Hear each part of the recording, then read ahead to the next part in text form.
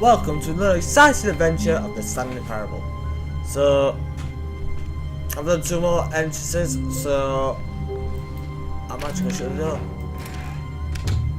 But Stanley simply couldn't handle the pressure. I couldn't. What if he had to make a decision? What if a crucial outcome fell under his responsibility? He had never been trained for that. No. This couldn't go any way except badly. The thing to do now, Stanley thought to himself, is to wait. Nothing will hurt me. Nothing will break me. In here I can be happy forever. I will be happy. Stanley waited. Hours passed, then days. Had years gone by? He no longer had the ability to tell. But the one thing he knew for sure, beyond any doubt, was that if he waited long enough, the answers would come. Yep. Eventually, someday, they would arrive. Soon, very soon now, this will end. He will be spoken to. He will be told what to do. Now it's just a little bit closer. Now it's even closer. Here it comes. I broke the game. No, I haven't. Everything is fine.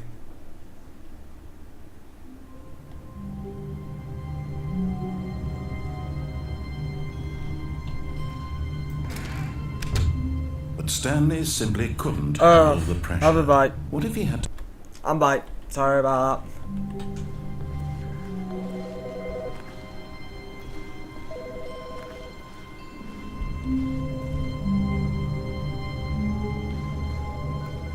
Is the phone ringing?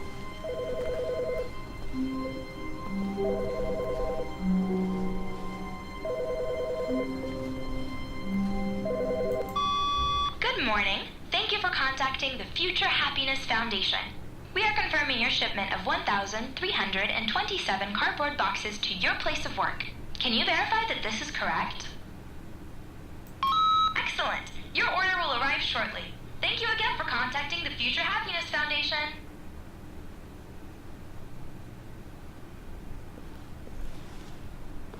Someone said to me as well that if I click this door a few times, something happens.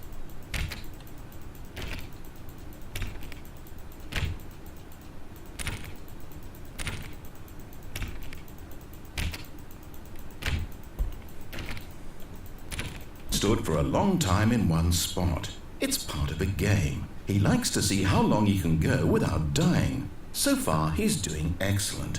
And if he just stays right where he is, I'm sure he'll keep up that good momentum. Let's observe the genius at work.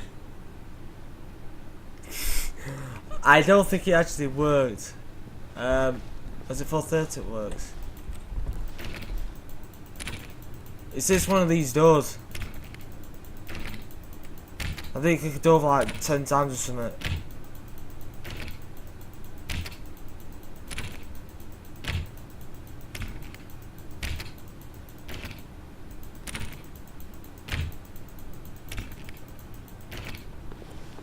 I ain't got a clue. It's a door. Let's carry on then. Let's find something else. Was it 4:30? I'm wondering which one it is. There's actually a way. I'm gonna have to find this one out.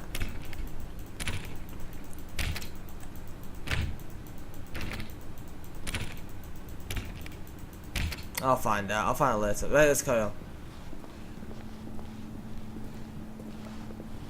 What the hell's that? Check computers. Wait, input. That's another thing. Oh, forget it. I'll do it another time.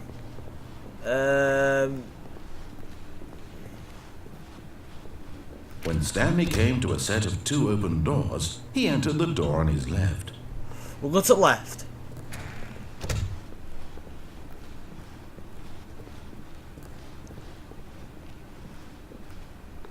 Yet there was not a single person here either. Feeling a wave of disbelief, Stanley decided to go up to his boss's office, hoping he might find an answer there.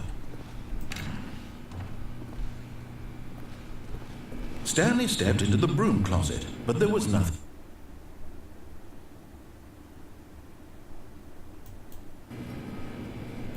Sorry about that. There was nothing here. No choice to make, no path to follow, just an empty broom closet. No reason to still be here. I saw another thing. It was baffling that Stanley was still just sitting in the broom closet. He wasn't even doing anything. At least if there was something to interact with, he'd be justified in some way. As it is, he's literally just standing there doing sweet FA. FA? Fuck all. It's like football. Are you really still in the broom closet? Standing around doing nothing? Why? Just Please offer me some explanation here. I'm genuinely confused. I like it here, it's quiet. It's boring. You do realize there's no choice or anything in here, right? If I'd said Stanley walked past the broom closet, at least you would have had a reason for exploring it to find out. But it didn't even occur to me because literally this closet is of absolutely no significance to the story whatsoever. I never would have thought to mention it.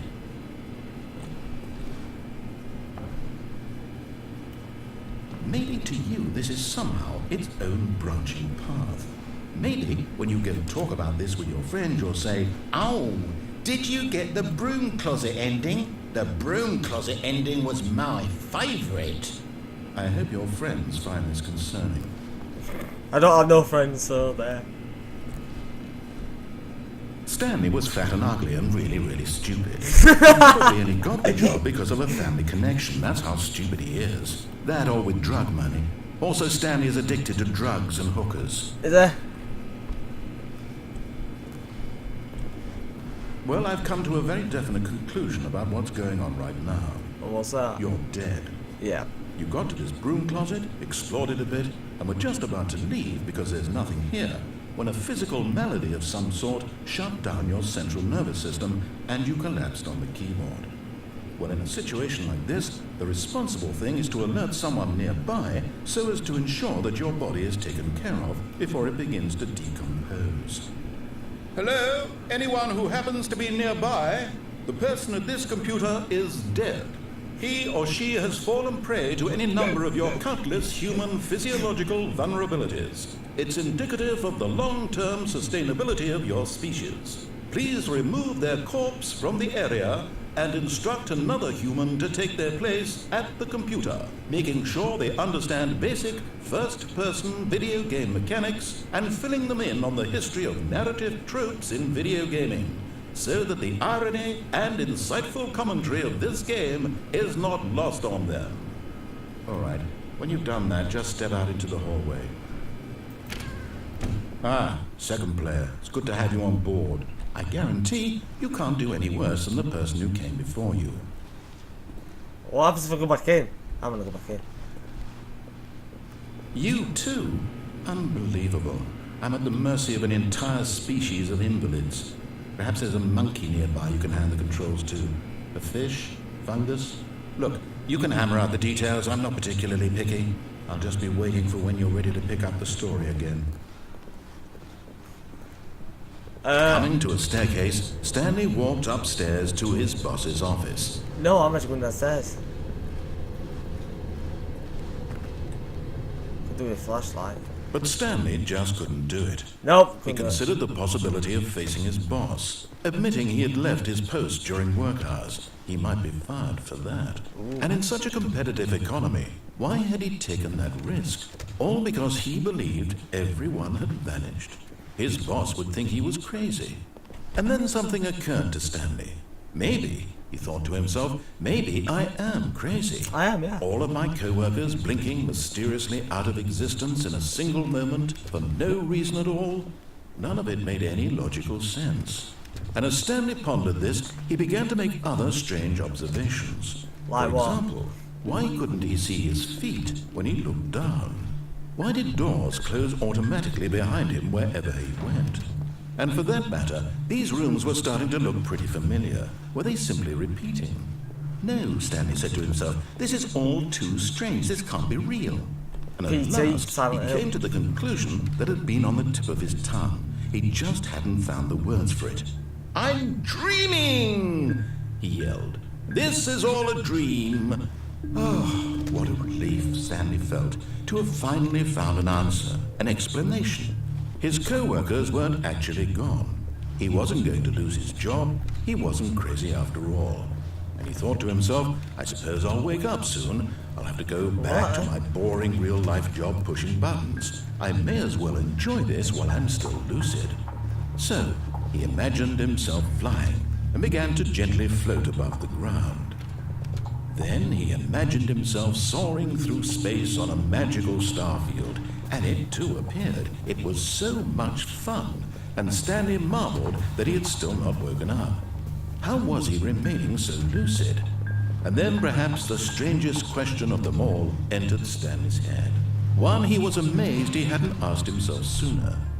Why is there a voice in my head dictating everything that I'm doing and thinking? Now the voice was describing itself being considered by Stanley, who found it particularly strange. I'm dreaming about a voice describing me, thinking about how it's describing my thoughts, he thought. And while he thought it all very odd, and wondered if this voice spoke to all people in their dreams, the truth was that, of course, this was not a dream. How could it be? Was Stanley simply deceiving himself, believing that if he's asleep, he doesn't have to take responsibility for himself? Stanley is as awake right now as he's ever been in his life. Now, hearing the voice speak these words was quite a shock to Stanley. After all, he knew for certain, beyond a doubt, that this was in fact a dream. Did the voice not see him float and make the magical stars just a moment ago? How else would the voice explain all that? This voice was a part of himself too. Surely, if he could just... He would prove it. He would prove that he was in control, that this was a dream. So he closed his eyes gently, and he invited himself to wake up. He felt the cool weight of the blanket on his skin, the press of the mattress on his back, the fresh air of a world outside this one. Let me wake up, he thought to himself. I'm through with this dream. I wish it to be over. Let me go back to my job. Let me continue pushing the buttons. Please, it's all I want. I want my apartment, and my wife, and my job. All I want is my life exactly the way it's always been. My life is normal. I am normal. Everything will be fine. Stanley woke up. I am okay. Wow. Stanley began screaming. Someone wake me up! My name is Stanley. I have a boss. I have an office. I am real. Please, just someone tell me I am real. I must be real. I must be. Can anyone hear my voice? Who am I? Who am I? And everything went black. Bam. This is the story of a woman named Mariella. Alright. Mariella woke up on a day like any other. She arose, got dressed, gathered her belongings, and walked to her place of work. But on this particular day, her walk was interrupted by the body of a man who had stumbled through town talking and screaming to himself, That's then something collapsed that dead on the sidewalk. And although she would soon turn to go call for an ambulance, for just a few brief moments, she considered the strange man. He was obviously crazy. This much she knew. Everyone knows what crazy people look like. And in that moment, she thought to herself how lucky she was to be normal. I am sane. I am in control of my mind. I know what is real and what isn't. It was comforting to think this, and in a certain way, seeing this man made her feel better. But then she remembered the meeting she had scheduled for that day, the very important people whose impressions of her would affect her career, and by extension, the rest of her life. She had no time for this, so it was only a moment that she stood there, staring down at the body. And then she turned and ran.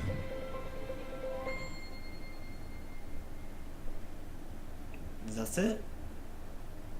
That's it. That's that ending.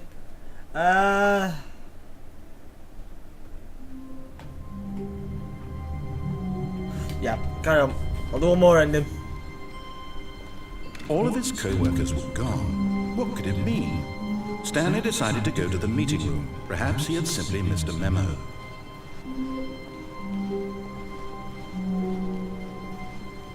When Stanley came to a set of 2 open doors, he entered the door on his left. Go to the right. This was not the correct way to the meeting room, and Stanley knew it perfectly well. Perhaps he wanted to stop by the employee lounge first, just to admire it. Yes, We're just gonna truly carry a on room worth admiring, until, but eager to get back to business, Stanley took the first open door on his left. Which way is it now? No, it's this way now. Stanley was so bad at following directions, it's incredible he wasn't fired years ago. I like that. Penalty for misuse of cargo lift, a grand fine. Penalty for jumping, death, and $5 fine. Look, Stanley, I think perhaps we've gotten off on the wrong foot here. I'm not your enemy, really, I'm not.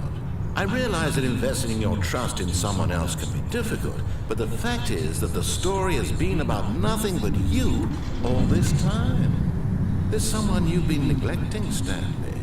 Someone you've forgotten about. I know. Please, stop trying to make every decision by yourself. Now, I'm not asking for me, I'm asking for her. This is it, Stanley. Your chance to redeem yourself, to put your work aside, to let her back into your life. She's been waiting. Jesus. That's her, Stanley. You need to be the one to do this. Oh, no, you can't. Did you just unplug the phone? Yeah. But that wasn't supposed to be a choice. How did you do that? You actually chose incorrectly? I didn't even know that was possible. Let me double check. No, it's definitely here, clear as day. Stanley picks up the phone. He's taken to his apartment where he finds his wife, and the two pledge themselves to one another. Music comes in, fade to white, roll credits. Not picking up the phone is actually somehow an incorrect course of action. How is that even possible? None of these decisions were supposed to mean anything. I don't understand. How on earth are you making meaningful choices? What did you... Wait a second. Did I just see... No, that's not possible. I can't believe it. How had I not noticed it sooner? You're not Stanley. You're a real person. Yes. I can't believe I was so mistaken. This is why you've been able to make correct and incorrect choices. And to think I've been letting you run around in this game for so long. If you've made any more wrong choices, you might have negated it entirely. It's as though you completely ignored even the most basic safety protocol for real-world decision-making. Or did you not grasp the severity of the situation? Well, I won't have that kind of risk on my watch. I'm going to stop the game for a moment so we can educate you properly on safe decision-making in the real world. Please observe this helpful instructional video. You got it, bro. Choice. It's the best part of being a real person. But if used incorrectly, can also be the most dangerous. For example, in this scenario, a hypothetical real person named Stephen has a choice. He could spend years helping improve the quality of life for citizens of impoverished third world nations. Or he could systematically set fire to every orphan living in a 30-kilometer radius of his house. Which choice would you make? Remember that unlike here, the real world makes sense, and at no time should you make a choice that does not conform to rational logic. If you find yourself speaking with a person who does not make sense, in all likelihood, that person is not real. Allow the person to finish their thought, then provide an excuse why you cannot continue talking. Turn to a partner and practice saying, "My goodness, is it 4:30? I'm supposed to be having a back, sack, and crack." Practice. Seriously.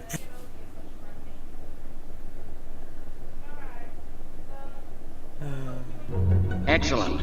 Making choices on a regular basis is the best part to a healthy decision-making process. Most medical professionals recommend making at least 8 choices per day. Do you make more than 8? Less? And finally, if you begin to wonder if your choices are actually meaningful and whether you'll ever make a significant contribution to the world, just remember that in the vast infiniteness of space, your thoughts and problems are materially insignificant, and the feeling should subside. At this time, your instructor will guide you in an exercise to test and reinforce the material covered in this video. Yo, got it, bruh. Ah, welcome back. You may have hell? noticed that this room has begun to deteriorate as a result of narrative contradiction. But not to worry. Now that you're properly informed on good decision-making, we're going to revisit a choice you made just a few minutes ago and see what the correct thing to do would have been. This way, please. Alright. Ah, crap, couldn't get through the door. I've got some lights. Are they banks in? Believe it or not, they are. Banks in, metal things on them. You don't just see them.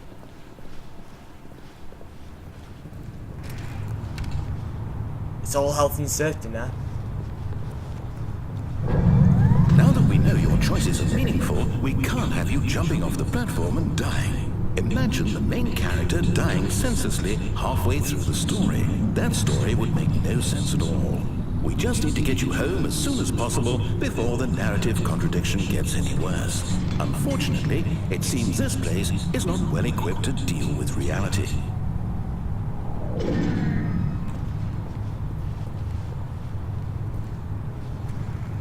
So it's taking me back then. Do not lie. If you're lying right now, stop. Are you lying? I'm not lying. Keep bashing towards them that.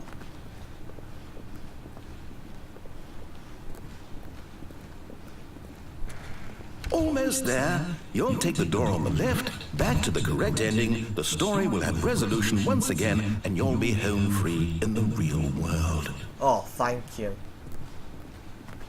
Now remember, all you need to do is behave exactly as Stanley would. That means choosing responsibly and always putting the story first. I'm quite sure you'll be up to the task. Just follow my lead and you'll be fine. All right. When Stanley came to a set of 2 open doors, he entered the door on his left. I went into the right for no apparent reason. No! Why did you do that? Oh, sorry. Quickly, hurry back in the other direction. Perhaps we're not too late.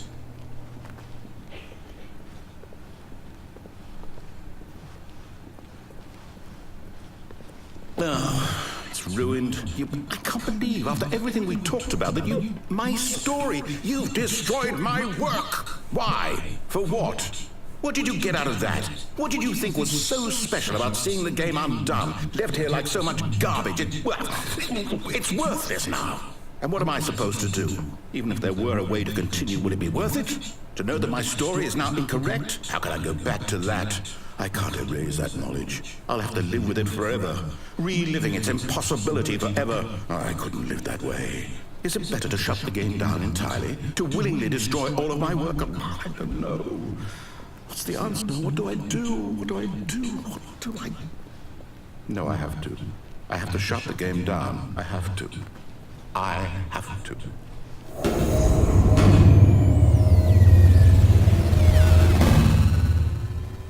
He shut the game down.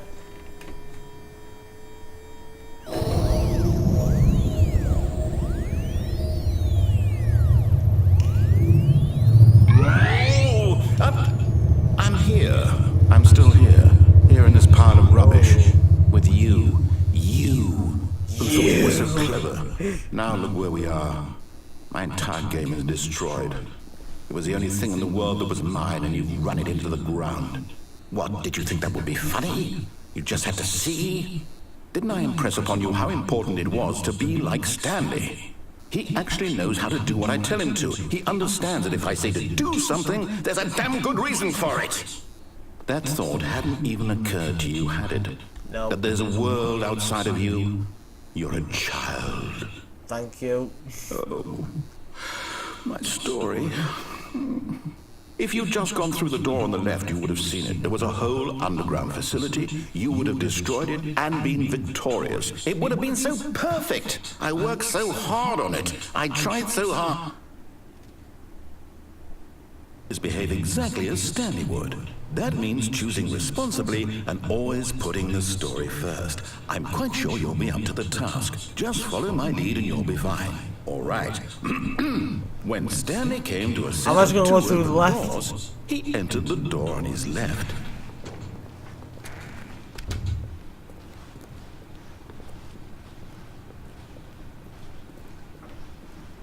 Yet there was not a single person here Oh, either. so it's gone back to Feeling a wave of different. disbelief, Stanley decided to go up to his boss's office, hoping he might find an answer there. That's room closet, isn't it? So, I think there's another Coming to way. a staircase, Stanley walked upstairs to his boss's I think it's office. 2845. It's in there.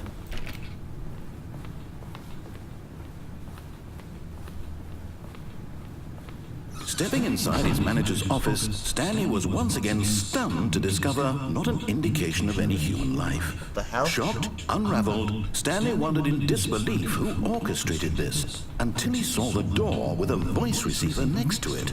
Surely behind this door lay all the answers to his questions. And beyond all probability, he knew the passcode. He had seen it on his boss's computer just last week. Nightshark 115. Was this the code to open the door? Would it still work? There was only one way to find out. Stanley had been trained never to speak up, but now he would draw from within himself the courage to face the unknown. He drew a sharp breath and then spoke the code. Shark 1115.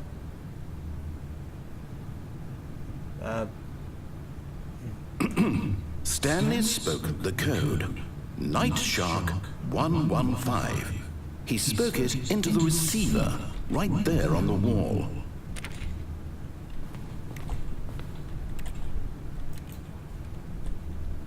Well, I did not I'm hear you. sorry, is there a problem? You didn't mishear me, did you? Please speak the code into the receiver. Otherwise, we can't get on with the story. This is a crucial step. Sorry, I cannot speak. Shark 1115. Okay, fine. You're not going to do it. But you know what? It's pretty humiliating to bring you this far, only for you to suddenly decide you have better things to do. I asked you for this one single thing, for your respect. The kind of respect Stanley shows for his choices. He knows what it means to take a story seriously. If you didn't want to see what I had to show you, then why did you come here? You had a choice, you know. You could have gone through the door on the right. You could have done whatever the hell you wanted over there. Why did you come this way? Speak. Say something to me. Explain yourself, you coward. When Stanley came to a set of two open doors, he entered the door on his left. Stanley? Hello? Are you... Is everything okay? Stanley, please. I need you to make a choice. I need you to walk through the door. Are you listening to me? Can you hear me? Is everything all right? Stanley, this is important. The story needs you. It needs you to make a decision. It cannot exist without you. Oh, God. Whatever Well, I'm you on the do is landing. just fine. They're both correct. You I really can't- enjoyed it. I know I didn't do much talking because you were not Whatever talking. you do, I simply need you to take that step forward, please. Choose. Take your Do time. something. Anything. This is more important than you can ever know. I need this. The story needs it. So, you hear me? Are you there? Are you listening to this? Stanley, are you there? Okay. It's okay, I can wait. You need time to decide. Time to make sure your choice is correct. That is the best choice. That's all right. I'll wait for you to decide what's the right thing to do. Take as much time as you need. Oh, you should laugh. You just shouldn't laugh. I'm not going to do another one at the moment. I'm going to end this episode here. But anyway, it's been an awesome game. I'm dead to another one. Oh, actually, hang on. Why is it dark? When Stanley came to a set of two open doors, he entered the door on his left. This was not the correct way to the meeting room, and Stanley knew it perfectly well. Perhaps he wanted to stop by the employee lounge first, just to admire it. Wow. Yes. Yeah. This room. Yeah. Right, that's it. I'm done. It looks a bit dark and like weird. So usually I have to go through all crap and that. But now, that's it. That's a lot. So anyway, thank you for watching. Couldn't tell you all more what I have done. And as always, I will see you in the next episode. Bye bye.